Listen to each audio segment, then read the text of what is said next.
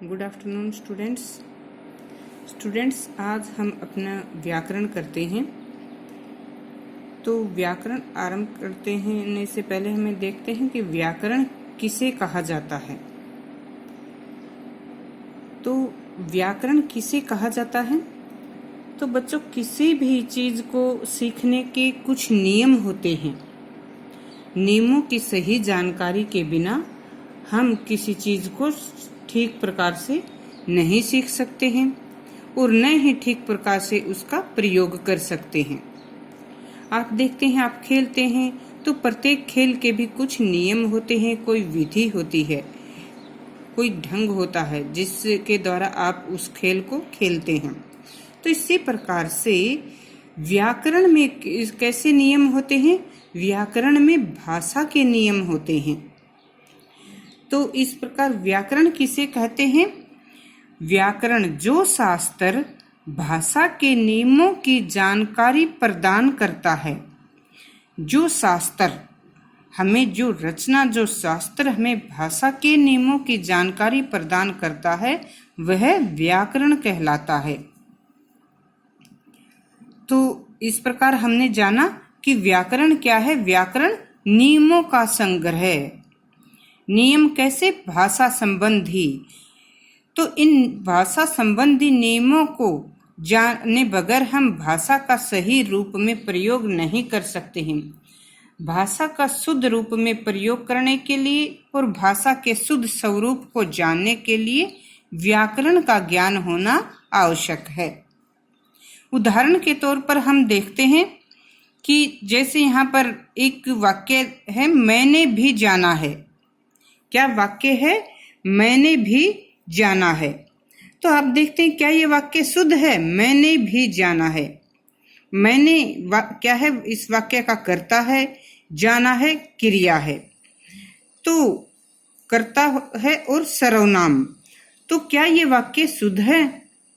हमें ये वाक्य शुद्ध नहीं लगता है, क्योंकि इसमें जो मैंने शब्द है यहाँ पर, ये हमें गलत लगता है। मैंने जो शब्द है ये गलत लगता है। तो मैंने के स्थान पर क्या आएगा? मुझे। मुझे आएगा ना। मुझे भी जाना है। अब कुछ वाक्य लगा, मुझे भी जाना है। तो ये वाक्य अशुद्ध क्यों लगा हमें? व्याकरणिक नियमों के अनुसार यदि हम देखते हैं तो जैसे मैंने क्या है? कर्ता और जाना क्रिया। तो किसी भी वाक्य का कर्ता और क्रिया दोनों में नए शब्द का एक साथ प्रयोग नहीं हो सकता। व्याकरणिक नियमों के अनुसार किसी वाक्य की कर्ता और क्रिया दोनों में एक साथ नए शब्द का प्रयोग नहीं हो सकता। तो इस प्रकार ने और यहाँ जाना, तो यहाँ क्या आएगा? मुझे भी जाना है। तो इस प्रकार मुझे भी जाना है, ये शब्द इस प्रकार से शुद्ध बनता है। एक और शब्द वाक्य हम यहाँ पर देखते हैं, वहां अनेकों लोग खड़े थे। वहां अनेकों लोग खड़े थे। क्या यह वाक्य सही है? यह भी हमें सही नहीं लगता, क्योंकि इसमें अनेकों जो शब्द है यह हमें गलत लगता है। क्योंकि अनेकों नहीं, इसके स्थान पर क्या आएगा? अनेक। अनेक अनेक जो शब्द है ये अपने आप में बहुवचन है। हम ये कहेंगे कि आगे जैसे लोग खड़े थे तो वाक्य बहुवचन जैसे यो है, तो इसमें अनेक का अनेकों नहीं, अनेक शब्द अपने आप में ही बहुवचन है। व्याकरणिक नियमों के अनुसार अनेक शब्द समय में बहुवचन है। तो वहां अनेक लोग खड़े थे। तो इस प्रकार से ये वाक्य शुद्ध बनता है। आगे देखो, एक और वाक्य है, पुस्तक पढ़ता है राम। इस वाक्य को देखिए, ये भी आपको अटपटा सा लगता होगा, क्योंकि व्याकरण का नियम क्या होता है? पहले कर्ता आता है, फिर कर्म आते हैं, फिर क्रिया होती है। तो इस वाक्य का कर्ता राम, पुस्तक जो है इसका कर्म और पढ़ता है क्रिया। तो ये वाक्य, इसमें पहले कर्म, फिर क्रिया और बाद में कर्ता, तो ये वाक्य कैसा है? ये वाक्य भी अशुद्ध है, गलत है। तो इसका शुद्ध वाक्य किस प्रकार से बनेगा? राम पुस्तक पढ़ता है। शुद्ध वाक्य कैसे बनेगा? राम पुस्तक पढ़ता है, ऐसे ही बनेगा ना, राम पुस्तक पढ़ता है। तो इस प्रकार से इसका शुद्ध वाक्य बना, राम पुस्तक पढ़ता है। तो इस ऐसे बच्चों हम देखते हैं कि व्याकरणिक नियमों के अनुसार न ही तो हम भाषा के शुद्ध रूप को जान सकते हैं और न ही उसको शुद्धता के साथ प्रयोग कर सकते हैं। जैसे आगे हम देखते हैं व्याकरण के भेद। व्याकरण के कितने भेद हैं? व्याकरण के 3 भेद होते हैं, वर्ण विचार, शब्द विचार और वाक्य विचार। यह हमने पहले व्याकरण की परिभाषा जानी, फिर जैसे व्याकरण के भेद वर्ण विचार, शब्द विचार, वाक्य विचार। वर्ण विचार जो कि पहला भेद है, वर्ण विचार क्या होते हैं?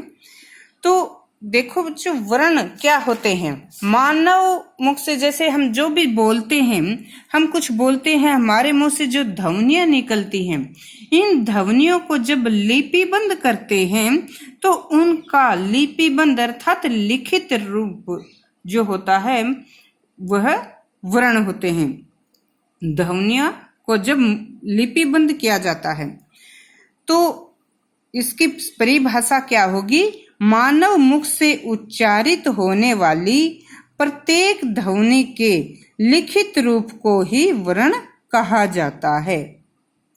जो हम बोलते हैं, उन हमारे मुंह से निकलने वाली उन ध्वनियों को लिपिबंद लिखित रूप में जब हम लिखते हैं तो वह वर्ण कहलाते हैं। प्रत्येक भाषा के जैसे ये मूल वर्ण होते हैं, जैसे हमारी हिंदी में ए, आ, इन और ए, बी, सी, डी इंग्लिश में होते हैं। तो वर्ण की हम एक और परिभाषा क्या लेते हैं? वर्ण भाषा की वह छोटी से छोटी ध्वनि जिसके टुकड़े नहीं किए जा सकते।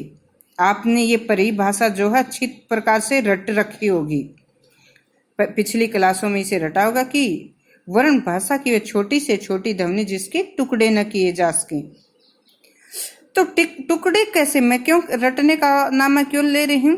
क्योंकि आप अगर मैं ये पूछती हूँ कि इसके टुकड़े कैसे नहीं किए जा सकते तो शायद आप नहीं बता पाएंगे, क्योंकि टुकड़े करने का क्या अर्थ होता है? इसको काटना नहीं। टुकड़े जैसे देखिए, उदाहरण के तौर पर हम देखते हैं राकेश, राकेश शब्द है, तो इसको हम देखते हैं आमतौर पर क्या कहेंगे? राकेश शब्द को अगर अलग अलग इसके वर्णों को अलग अलग किया जाए तो रा के से 3 वर्ण बनते हैं, यही कहेंगे ना, 3 वर्ण बनते हैं रा के से।